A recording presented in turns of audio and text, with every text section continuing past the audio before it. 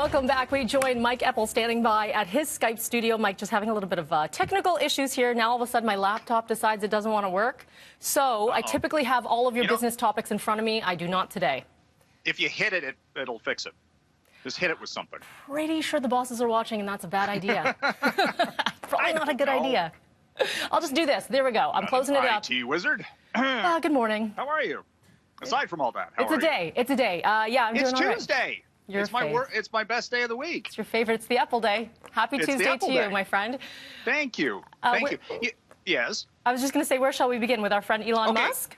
Well, let's talk about productivity, because I thought, this is Tuesday. It's my best day of the week, and we've had this discussion before, Melanie, you and I, about what days those would fall on. But wider issue with people working from home. There's this big question. Okay, so what does it mean for the workforce of the future?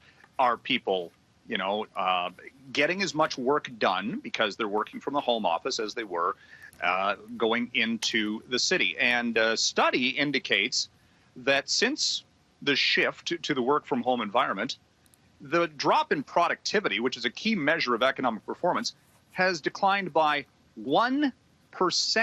And in some cases, people are finding themselves to be less distracted than perhaps they were, hanging around the water cooler, shall we say. So, the biggest distractions for people, okay, if you've got kids running around the house, sure, bit of a problem. Social media, trying to stay off Twitter and actually get your work done, also a distraction. But at the same time, the change isn't huge, and it lays out some interesting go-forward ideas, so to speak, for where companies can set up shop in the future.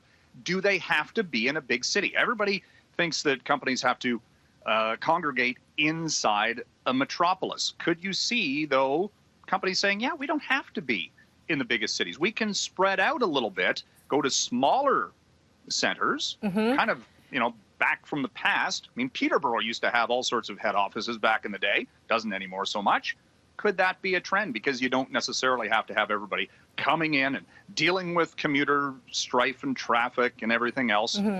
And also hearing set the stage for some big changes. Absolutely, and hearing that study coming from U of T where people say they don't even want to take public transit right now. That's the other thing. There's that fear, but also when you're at home, you're accessible all the time, right? That's the flip side. People are working at 9 o'clock, 10 o'clock, just because you have access to your technology to do it. So there's a weird fine balance, but yeah, it does set the groundwork for what the future could potentially look like. My computer's back up and running, so I know you want to talk about United Airlines and this picture that has gone viral. Yeah, the plane was packed. There was no social distancing to be had. Twitter lit up like a Christmas tree, as you might expect. Outrage against United, and United said, "Look, going forward, if the plane is too full, we're going to give passengers the option to rebook or go on the next flight or whatever if they don't feel comfortable."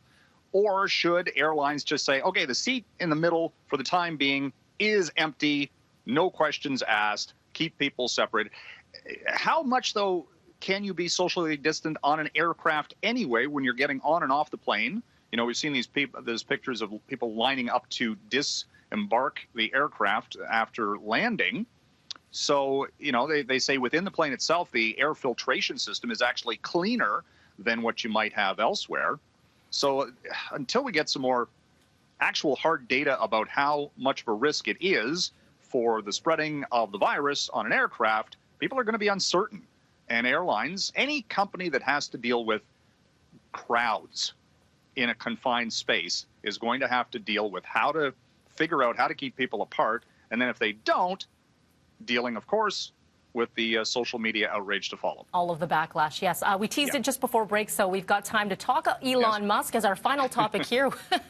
Where do you begin? Well, Elon has not been happy with the state of California and their rules related to the shutdown of businesses there. They've been one of the later states to reopen, and the Tesla plant in Alameda, California, has reopened despite county and state laws or rules related to the pandemic. And Elon Musk is saying, okay, if anybody should be arrested, arrest me, is his quote on Twitter. He went off on this on the weekend and has threatened to pull that plant, which employs 10,000 people, out of California, That's my car, actually. move it into Texas or Arizona. He says those are more business-friendly jurisdictions. He'd save a lot of money on taxes and assorted other things. And yet in all, when you think about it, California is the focal point for, pollution control, smog control. And what is Tesla's, main business? Electric cars, which don't produce, theoretically, any smog. So is he sort of biting the hand that feeds him when you're looking at a major sales area for the company? Yeah, don't dare anyone to arrest you, though, because it could happen. Could happen. He does some interesting things, again, on social media. And always keeps it interesting. Yeah, and he, to some extent, he's up against other jurisdictions where, we've talked just yesterday about auto plants elsewhere are reopening and getting the production lines back up. Yeah. Well, always interesting as you, Mike Eppel. We appreciate your time, as always. Thank you.